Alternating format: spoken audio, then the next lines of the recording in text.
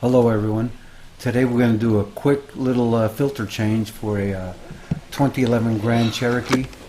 So the first thing you want to do is open the glove box, and you're going to pull out this upper tray. Just pull it right towards you and take it out. Some people can change the filter this way just by removing the upper tray, but I find it a little easier just to remove the glove box itself. And to do that, you're going to first take off this cable on the right hand side of the glove box. It just pulls straight back towards you, and you just let it go.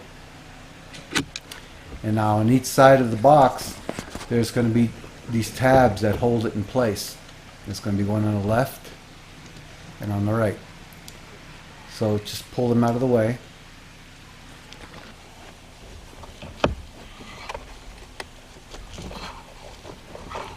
That one's being a little stubborn, but you'll get it. And then the glove box just hangs on some hinges. Now there's your access cover. You just pull it towards you, and then there's a little tab on the top there. If you have trouble with it, use a screwdriver to pry it open. And there's your cabin filter.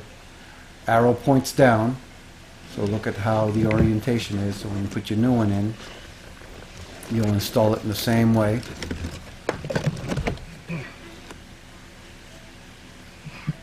There's a new one. And once again, arrow points down. It's really easy. And then just put your cover back on. These two tabs go on the right hand side. If I can get it on there. There we go.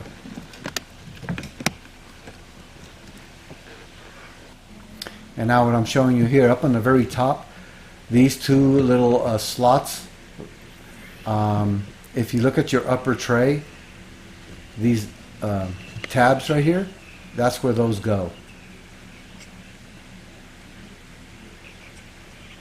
And then these other clips here, the white ones, they go up on top on the forward side.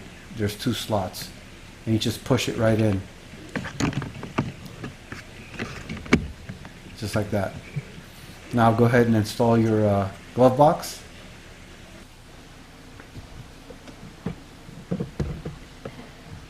And that's pretty much it. This is a quick and simple repair for today.